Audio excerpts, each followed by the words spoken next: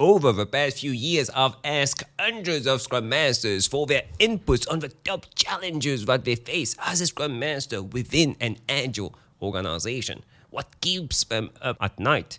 What is the one thing that if fixed would make their job way easier? And today we are going to talk about these top challenges and what to do about them. Number one, the Scrum Master is considered an extra. Let's get this straight. The Scrum Master is not a manager, not a boss, not here to tell people what to do, micromanaging people, assigning tasks to people. No, the Scrum Master doesn't do that. And in many organizations, especially organizations that just started their agile journey, people believe that the Scrum Master is a nice to have, an extra, not really needed, but nice to have. Many people don't understand the role. It's quite complex to understand for someone who isn't in software development, or even people in the Scrum team. They don't understand the role. I get comments every day from developers explaining to me why the Scrum Master role is useless.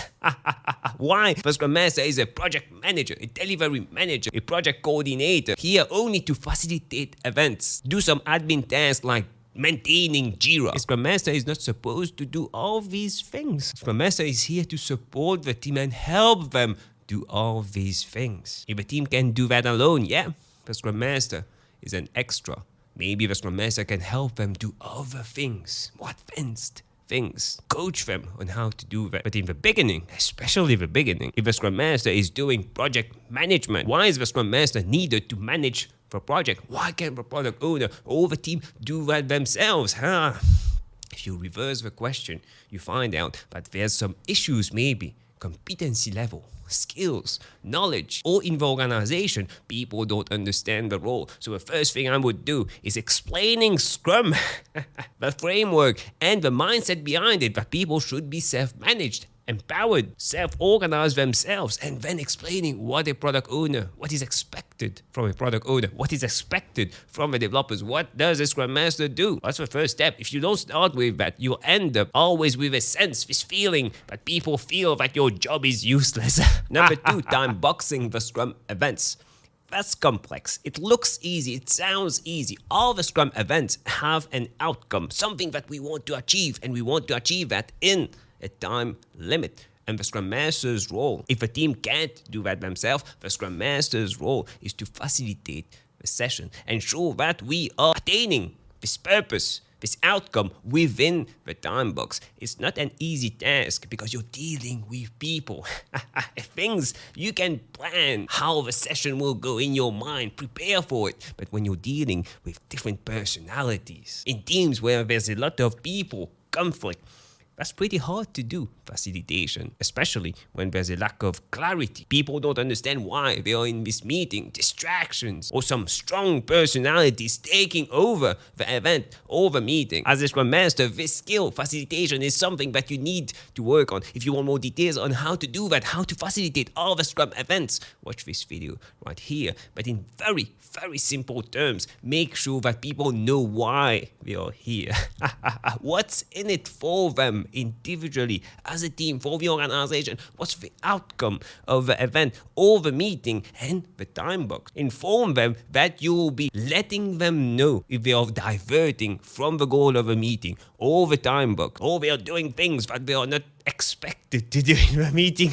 As a facilitator, you have the right to stop them for the benefit of the whole group. Number three, unhealthy relationship with a product owner. I've been lucky enough for all the years I've been working as a Scrum Master with multiple teams, never had a bad relationship with a product owner. But I know many Scrum Masters who have this kind of relationship. The Scrum Master or product owner, two sides of the same coin. And because of this, there's a lot of issues that may crop up if there's personality clashes. Because remember, what does a Scrum Master do? What does a product owner do? A product owner, main goal is to ensure that what we are working on, all our efforts go into something valuable. An immature product owner might feel that they need to constantly be pushing the developers. How can we do more? We do more, we take more story points, we do more user stories, we deliver faster. And a Scrum Master understands but that's not the right way to go. Delivering faster, doing more doesn't always mean providing more value. So there will be times where the Scrum Master will push back the product owner if the developers can't do that alone. Tell the product owner, come on, slow down. Let the developers estimate the work. You don't need to estimate the work for the developers. Let the developers tell you how many things, how much work they can do in a sprint. You don't force them as a product owner to do the work. These are very common situations, and there's a conflict between the product owner and the Scrum Master because of that. But the core reason why people don't understand the role, the Scrum Master maybe is not understanding their role, the product owner is not understanding their role, the developers are not pushing back, they are not understanding their role. And if all the team understands what they are supposed to do and they can't do it, maybe managers somewhere are empowering the product owner or putting so much pressure on the product owner that the product owner feels that they need to put this pressure back on the team, preventing the team from being self-managed. Any issues that you have, find the root cause, and you find out that very often the root cause is people are simply not following the Scrum framework. Number 4, conflicting expectations from management. This one is extremely common. 99% of organizations or Scrum Masters I've talked to have this issue. Management are expecting something. We want to deliver faster. That's why we implemented agility. We want to meet these unrealistic deadlines. Efficiency, effectiveness, faster. People need to be productive. But what about the customer? They rarely talk about the customer, value to the customer.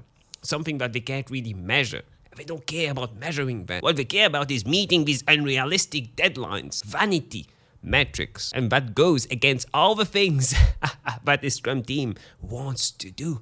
Because our main focus, agility, is not about going faster. It's about doing the right things, doing the right products. If we can go faster, we go faster. But the main goal is providing something of value, maximizing the efforts of the team by building something beautiful that will delight the customers. If you have this wrong expectation, it puts a lot of pressure, not only on the Scrum Master, but also the Scrum team, because they are going into 2 separate directions. And the last challenge I want to talk about in this video, the Scrum Master that supports multiple teams. My perception of the ultimate goal of a Scrum Master is simply the Scrum Master moving out to a new team or another assignment in the organization, because the team no longer needs this person.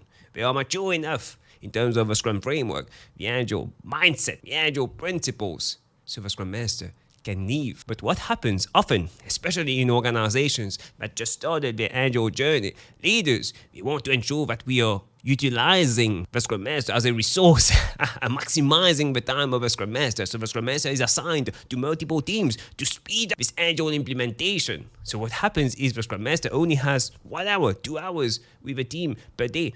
That's not enough.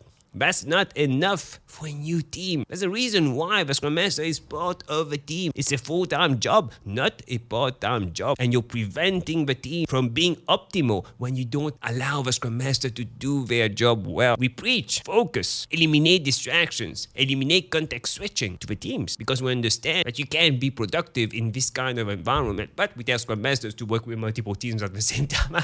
Teams that need them right now. It doesn't work. Again, if it was mature in terms of agility, the organization was mature in terms of agility, there would be no issues with that, because the Scrum Master is only doing coaching. But for new teams, you need a full-time Scrum Master. So trust the Scrum framework, trust the Agile Manifesto, and you'll be okay. Which brings me to my next point. If you want more tips, insights on Agile Scrum personal growth, click on the video that stands out the most on the screen right now, and I'll see you in a few seconds.